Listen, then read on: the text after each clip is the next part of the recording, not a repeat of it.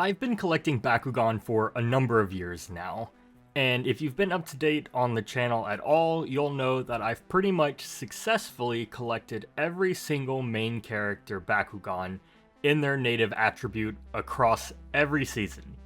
Except Bakutech. Bakutech's a little weird, we don't need to get into that. But from Season 1 all the way to Season 4, Arc 2, I have collected, natively, every single Bakugan. So every hero, every villain, even most of the side characters that have speaking parts. And in celebration of that, I want to take a look at my favorite Bakugan from each season, because why not? I've done these videos in the past, and everyone seems to always have good interest in them. They like to see what I like, you know, maybe what's the rarest, all that stuff. So I think it'd be good to actually do a complete 2025 updated version of this. So of course, we're going to start here at Season 1, Bakugan Battle Brawlers, and I want to give a few honorable mentions. First up, we have Cycloid here. I am a big fan of Cycloid, and I feel like as the time has gone on, Subterra has really grown on me. There's just something about the face and the horn and just the whole model represents the monster form of Cycloid super well, and because of that, I felt like I had to put him on this list. Up next, of course, we have Preus. Preus introduced the cool attribute changing gimmick, which I do really love. Preus is just such a goofy character, and his ball form does also sort of represent that in its own way. He has awesome colors. I love the different, pale blues, purples, and all that together. And of course, you cannot forget Preus's iconic ball design. I love the patterns on it, and just the way he looks in ball form is super neat. Like, that's such an iconic look, you'll never forget it. And then our last honorable mention is actually going to be Preus 2 or Angelo and Diablo. Again, it's something about just Preus and the Preus line. It's just very memorable. Obviously, the colors are not the same as the anime. It would have been cool if they were, but the gimmick itself is super neat. Being able to roll and have essentially two Bakugan in one is very, very neat, and I think one of the best things Spin Master could have done, and so that's why it's on this list as well. But ultimately, those Bakugan do not stand up to the one I have here today, and that is, of course, Delta Dragonoid. Oh, go into focus there, buddy. This one is probably not a shock to pretty much anyone. This one has been a consistent on my list for, quite literally years. I love Delta Dragonoid. I think it is the best possible version of Drago. I don't think anything else stands in its way. Just the design, the viper head he's got looks so good. The mouth, the eyes, it's just, when you look at the regular original Dragonoid and wonder how would he evolve, I truly think this is it. The heavy metal ring on here, of course, is a perfect upgrade. It's also one of the things that Season 1 introduced, which is a whole new gimmick into the game. Heavy metal really kind of changes how the game is played some. You can do critical KOs or get you more unique spins. One of my favorite things to do is take Infinity Dragonoid and use him in battle. I just prefer that one. Mine also does not open very well. I don't know what's up with the magnet there or whatever, but he does like to get stuck. You can see here he's not...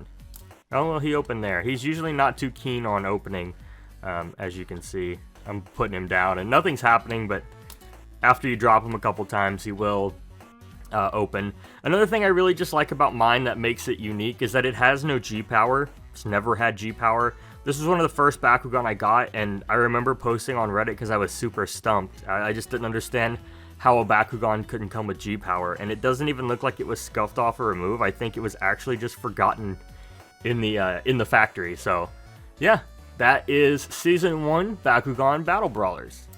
Now we're moving on to Season 2, New Vestroia, and of course I want to give some more honorable mentions before making my ultimate decision. First up is Viper Helios. You know I had to put at least one Helios on this video somewhere, and Viper Helios definitely deserves a spot here. One of my favorite Bakugan. I love the hex design. I love how big Helios is with the wings here.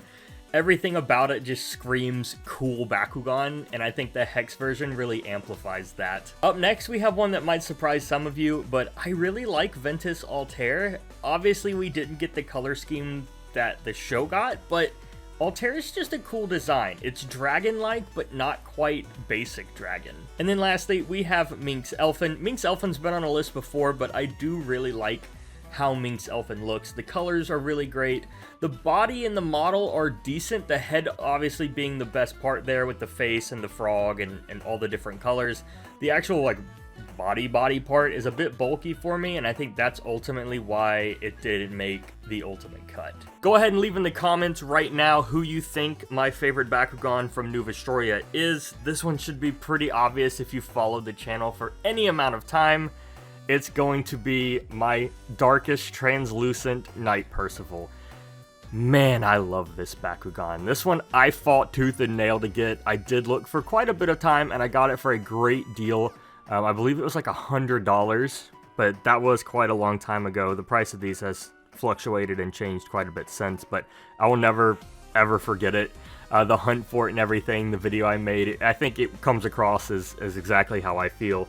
But man, the design of this one is great. It has such a good, clean design. It's not too much going on, but it's just enough to make it stand out. I will say this is technically Bakutech. It's in the Bakutech like line. It's a Japanese exclusive. Being a Japanese exclusive, it's just the quality is so much better. Of course, I've still got the G-Power covered. The Magnet Guard sticker on the bottom's great, or whatever that is. I don't know. It's not a sticker, but paint.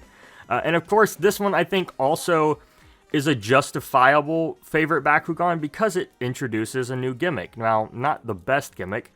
It does introduce the spinning gimmick. So you can actually ball him up and he'll spin. So I'll go ahead and showcase that now. And we'll go ahead and give him a spin. Ah, nice. Perfect. Yeah. And I love it. It showcases the gimmick very well. And that's why he is my pick for New Vestroia. Up next, we're going on to Season 3, Gundalian Invaders, and of course, I have to give some honorable mentions before ultimately making my choice. First up, we have Phosphos here, who is more of a new addition to the collection, at least within the most recent months, and I do really like Phosphos. I love the color scheme, the red and the different colored blue hues, and the chrome on this, which again is another thing they introduced. You've got the action button there as well.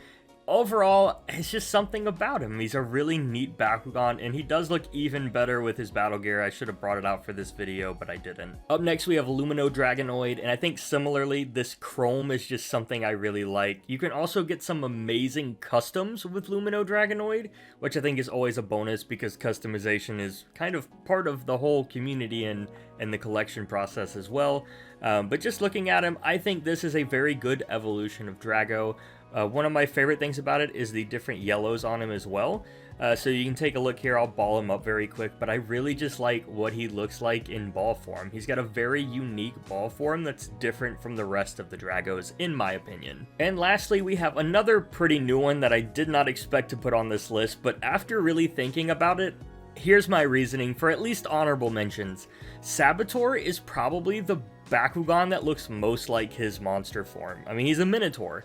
And the ability to just, I mean, look at this transformation. I don't even know how to explain it. He can just morph his body and shape his body in all these crazy ways. And that's such an insane level of engineering. Like, I don't even know how you'd start to do this. And so that's why Saboteur is on this list.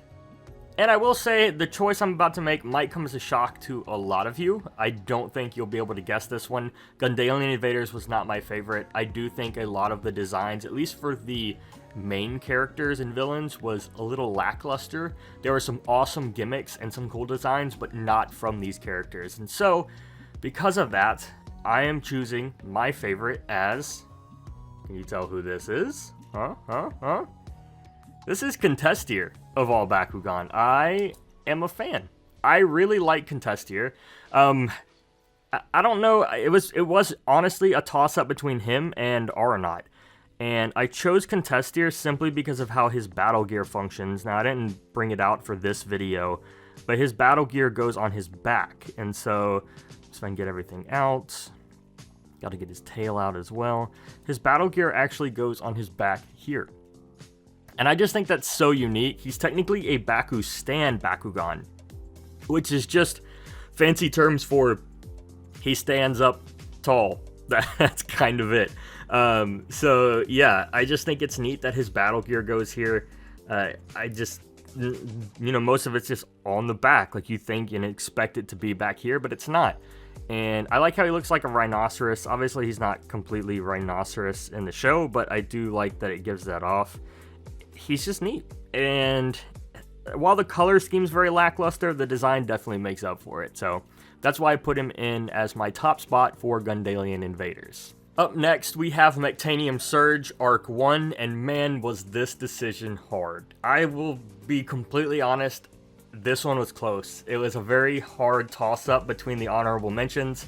I'll go ahead and give you those now. First up, we have Wolfurio. Wolfurio has been one of my tried and true, especially in these My Favorite Bakugan style videos. I love the design of Wolfurio. He's a very intricate Bakugan. Mine's heavy metal, which makes it a lot better. I think the heavy metal die-cast is just a very special feeling. But I love this, chaos on steel coloring. Going with that same trend here, we have Vertex, and of course Vertex has been one of my new favorites recently. I love the way he feels in ball form.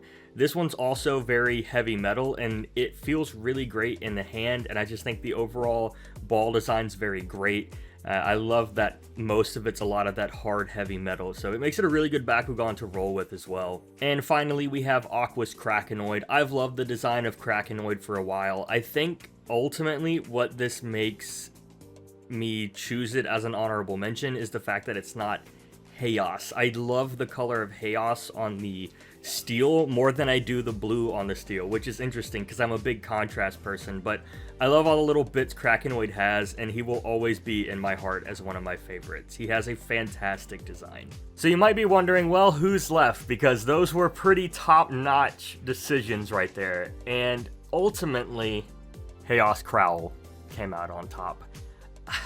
It was tough. I mean, Wolfurio was right there.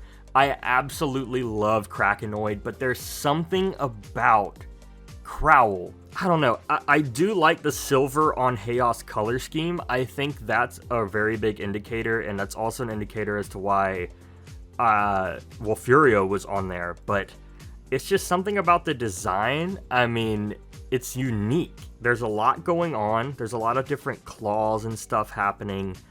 It's just a very, very clean design, and it functions very well for it. I mean, even the head, like the head's perfectly placed. I love all the different little pieces you can move. The feet look good. It looks like it's designed monster form. Now, I'm mainly judging these off of their ball forms, but it looks very well done in my opinion, and the design is genius. And so I had to give it to Crowl for this one.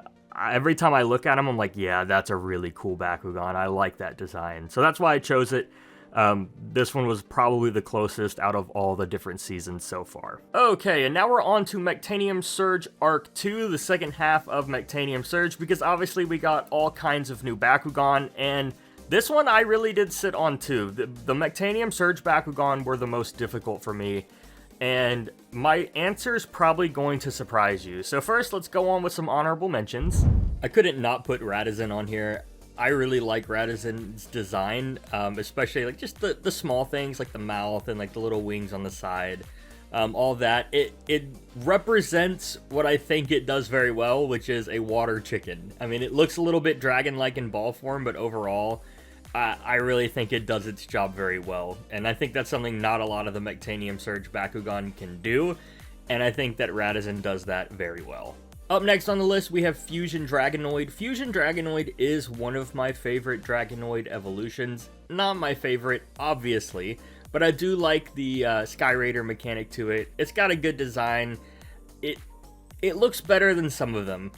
So I like the wings, and I like the bigness that the wings have and all of that goes into it. And last on this honorable mentions list, I have to put down Chaos Tremblar. I think, again, it's just the color scheme, that color palette I really like.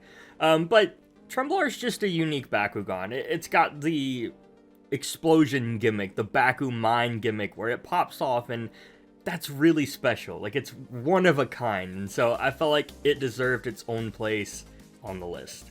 And I'm sure you're looking at those honorable mentions and being like, man, you did not make the right decision, and Honestly, this one's the most controversial, but I chose Subterra Strong out of all of these. I don't know, man. I like the design. It's cool. It's a cool design. The tail having just this extra layer of stuff and the little pin needle thing, it works for me. I like how simple it is. I mean, just the ball form going together and stuff, it works very well for what it needs to do. And to me, this is a Subterra Bakugan. So yes, it's worm-like, and there's plenty of worm-like Bakugan out there, but for me, this one just really stands out. Every time I look at him, and I look at all the different options I had for Arc 2, this is the one that called to me the most, and so that's why I had to go with Subterra Strong. I mean, as controversial as it is, it's my favorite. It's a really good design overall, and it also pairs very well with Spatterix. It just works very well. And so that's why I chose Subterra Strong as my Mechtanium Surge Arc 2 Bakugan. Alright, and so here's the entire roster of the different Bakugan I chose. Let me know down in the comments below, do you think I picked well? Who would you pick out of every season of each Bakugan? Who would your favorite be? And let me know what your favorite of this set is. And with that, I hope you guys enjoyed this video. If you did, feel free to leave a like, drop a comment, and of course, subscribe for more awesome content. My name is Jesse, and I'm going to see you all in the next video. Peace out.